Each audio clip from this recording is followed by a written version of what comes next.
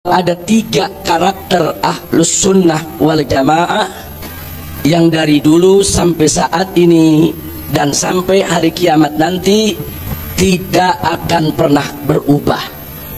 Apapun madhab fikihnya,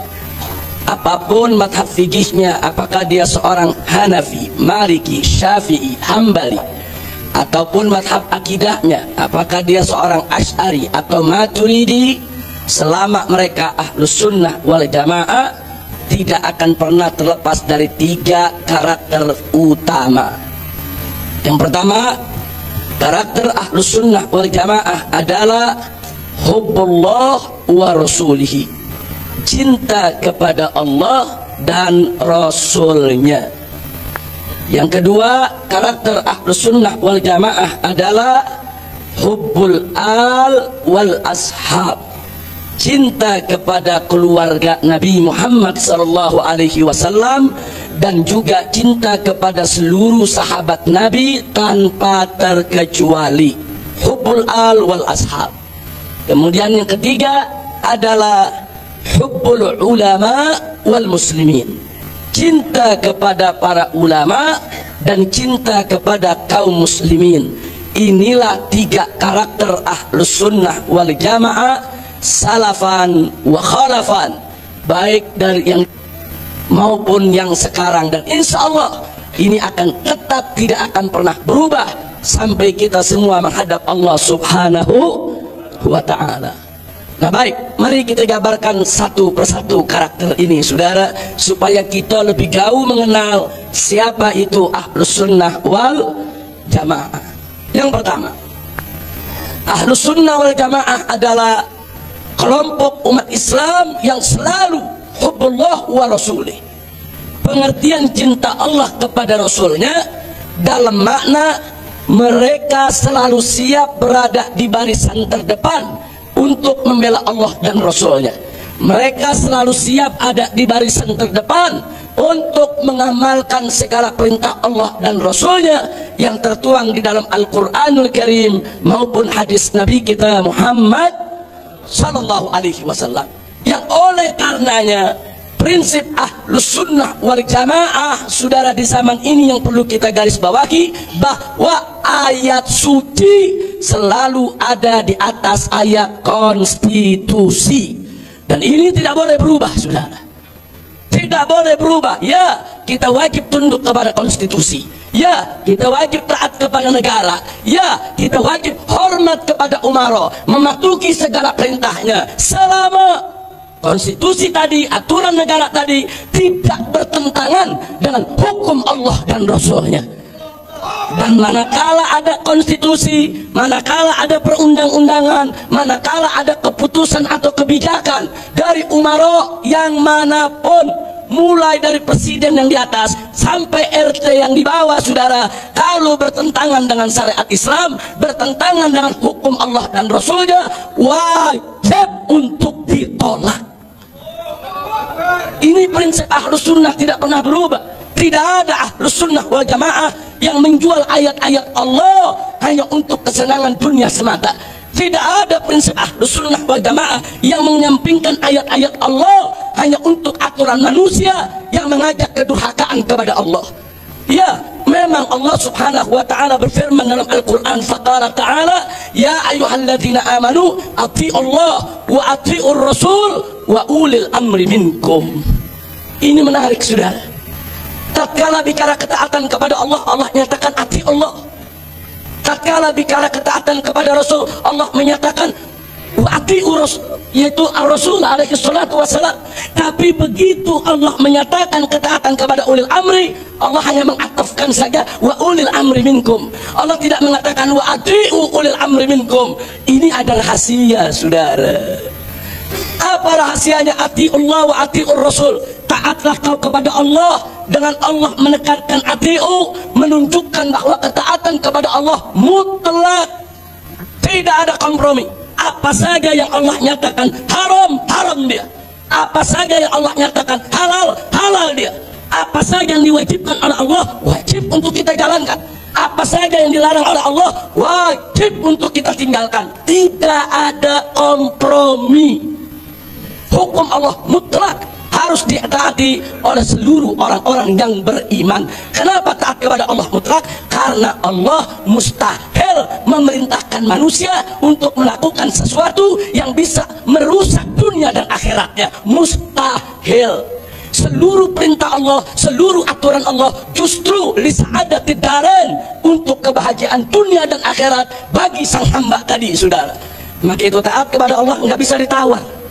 Maka itu kita lihat cerita Nabi Ibrahim alaihissalam bersama putranya Nabi Ismail alaihissalam, saudara.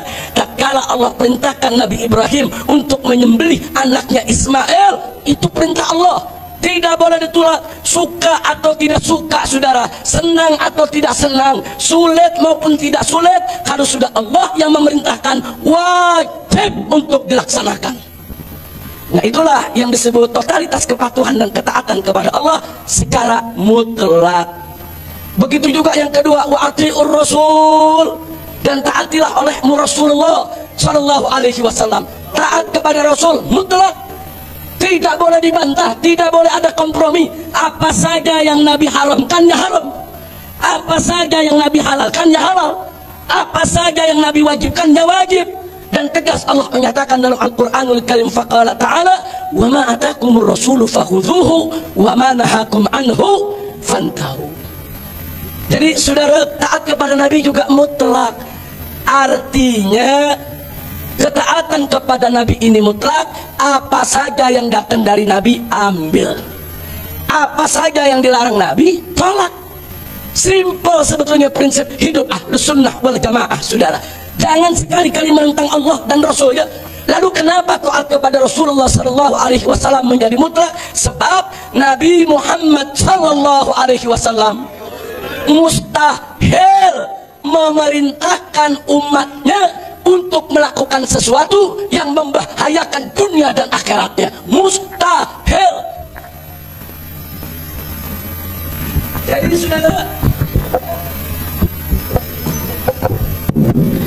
Jadi saudara, Nabi Muhammad sallallahu alaihi wasallam mustahil memerintahkan umatnya atau membuat aturan buat umatnya yang bisa merusak dunia dan akhiratnya. Mustahil. Dan Allah menyatakan dalam Al-Quran, faqala ta'ala, wa ma yantiqu anil hawa in huwa illa wahyu yuha. Tidaklah Nabi Muhammad itu mengucapkan sesuatu dari hawa nafsunya, tidak, tapi apa yang beliau ucapkan adalah semata-mata adalah wahyu yang diwahyukan oleh Allah kepadanya. Alhamdulillah. Nah, sekarang yang ketiga, giliran ulil amri, Allah menyatakan wa ulil amri minkum. Diatofkan saja, saudara. Allah tidak mengatakan wa ati'u ulil amri minkum. Ada rahasia apa? Para ahli tafsir menyebutkan memang taat kepada ulil amri, baik ditafsirkan ulil amri itu ulama atau ulil amri itu umara, saudara, memang wajib atas orang yang beriman. Tapi ketaatan kepada ulil amri, ketaatan kepada ulama, ketaatan kepada umara terikat dengan ketaatan kepada Allah dan Rasulnya. Dalam arti kata, selama si ulama, selama si umara mengajak kita kepada jalan yang diridhoi Allah dan Rasulnya, wajib untuk kita taati. Tapi manakala si ulama atau si umara mengajak kita kepada jalan yang dimurkai Allah, yang dilarang Allah dan Rasulnya, haram untuk kita ikuti mereka, saudara. Tegas Nabi bersabda dalam hadisnya, la ta'ata li makhluqin fi maksiatil khaliq, innama ta'atu fil ma'ruf. Tidak ada ketaatan untuk makhluk yang manapun dalam maksiat kepada al-khaliq, kepada Allah. Tidak boleh. Tidak boleh taat kepada makhluk yang manapun, mau kepada Habib, mau kepada Kiai, mau kepada Gus, mau kepada Presiden, mau kepada Menteri, mau kepada Jenderal. Haram kita taat kepada mereka kalau mereka mengajak kita untuk durhaka kepada Allah Subhanahu wa Ta'ala. Ini adalah prinsip Ahlus Sunnah wal Jamaah, salafan wa khalafan, dan alhamdulillah tidak akan pernah berubah, saudara. Karena itu ahibail kiram, kita sebagai Ahlus Sunnah wal Jamaah tidak boleh ragu untuk memperjuangkan penegakan hukum Allah di bumi Allah, wabil khusus di bumi Indonesia yang mayoritas warganya adalah umat Islam. Kita tidak boleh diam kalau ada aturan-aturan di negeri ini, saudara, yang melanggar syariat.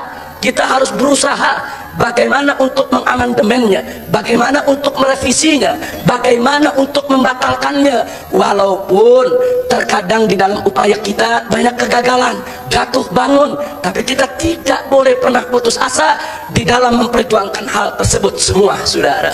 Saya berikan satu contoh bagaimana keputusan Presiden, saudara, nomor 3 tahun 1987 telah mencengkram bangsa Indonesia di dalam legalisasi minuman keras, sehingga minuman keras itu dijual secara legal di mana-mana, di kampung-kampung, di pasar-pasar, di market-market, di mal-mal, saudara, atas nama konstitusi, atas nama undang-undang. Minuman keras yang dilaknat Allah dan Rasulnya, minuman keras yang diharamkan Allah dan Rasulnya, bisa beredar bebas di tengah masyarakat Muslim.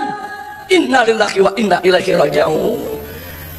Karena itu tahun 2010, saudara, sampai 2012 saya dan kawan-kawan di FPI berupaya untuk melakukan judicial review terhadap keputusan Presiden tersebut, dan akhirnya 2012 diterima judicial review kita, disidangkan di Mahkamah Agung.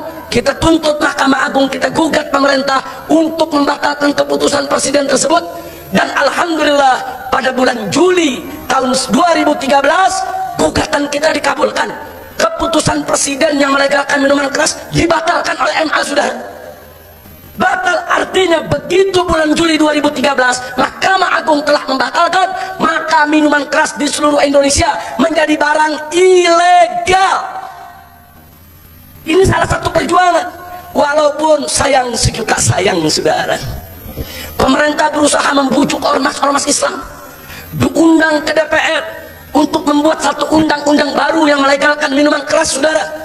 Kita bantah habis, kita tolak habis, akhirnya DPR mundur, saudara.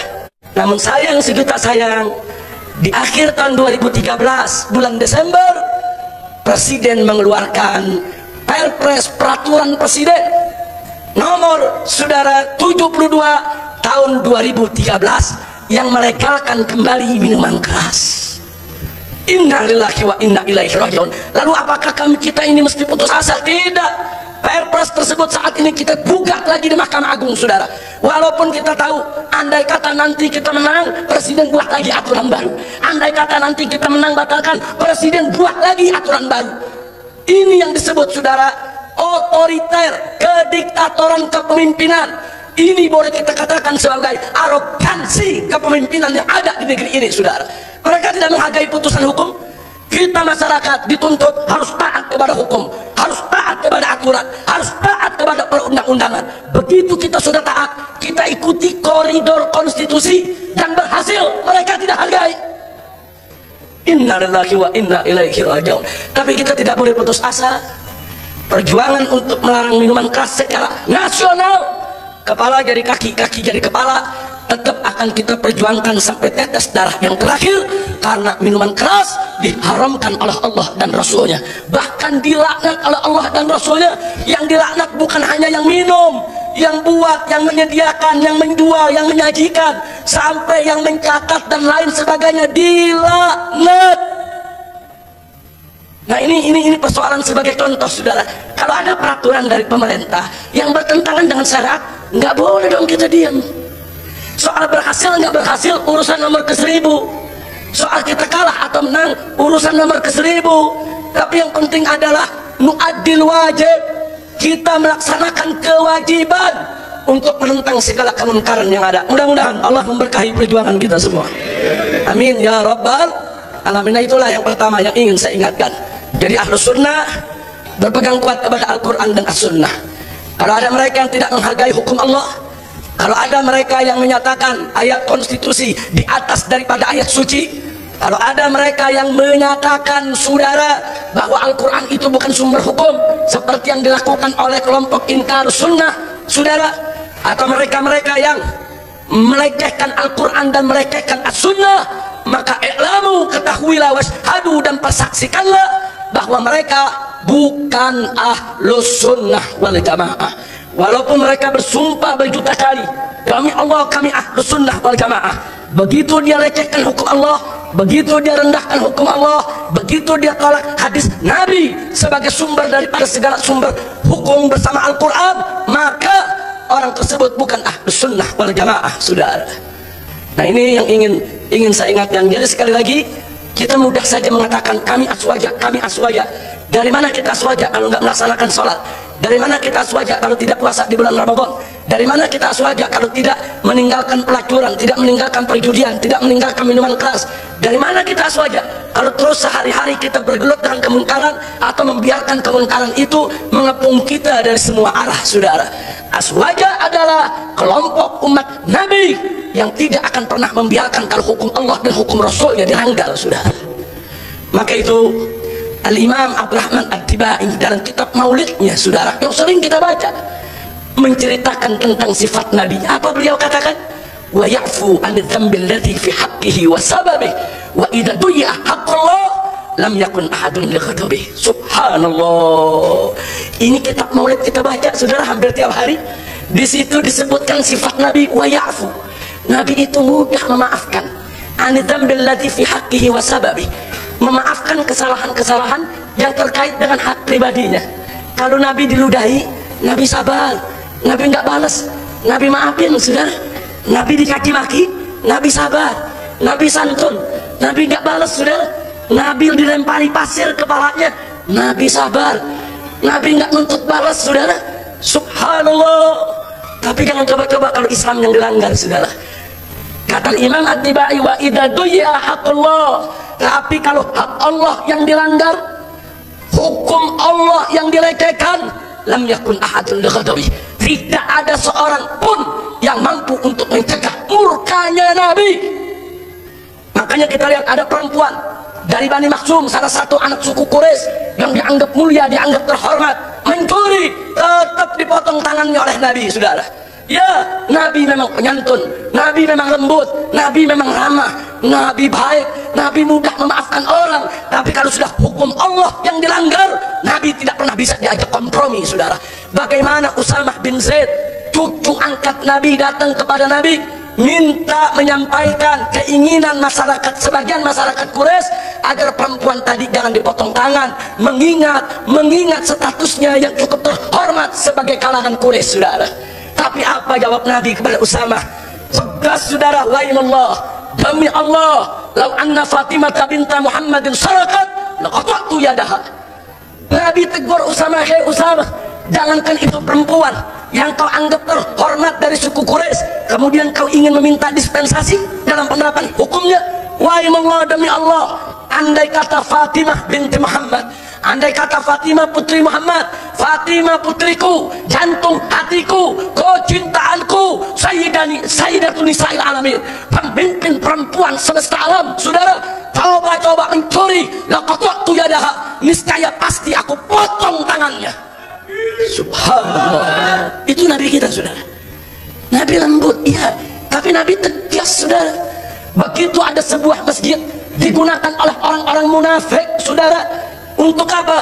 Untuk sebagai tempat kerusakan, tempat kekufuran, untuk memecah belah orang yang beriman. Allah firmankan, saudara, dalam surat At-Taubah, faqala ta'ala, walladzina ittakhadhu masjidan diraran wa kufran wa tafriqan bainal mu'minin. Allah kasih tahu Nabi, wahai Nabi, itu orang-orang munafik sudah menjadikan masjid sebagai tempat kerusakan, tempat kekufuran, tempat untuk memecah belah orang yang beriman. Kemudian Nabi kumpulkan sahabatnya. Apa kata Nabi? Idhabu ila hadal masjidil dzalimi ahlu. Berangkat kalian, datangi itu masjid yang sudah disalahgunakan untuk memecah belah orang yang beriman. Sampai di sana kata Nabi, fahdimuhu, rubuhkan itu masjid, wahriquhu, dan bakar itu masjid. Subhanallah. Nabi kita tegas, saudara. Kalau pribadi dihina, Nabi diam. Pribadi disakiti, Nabi diam. Mudah Nabi maafin orang. Tapi jangan coba-coba Islam dihina, jangan coba-coba umat Islam diadu domba, saudara. Wow, Nabi tegas. Ada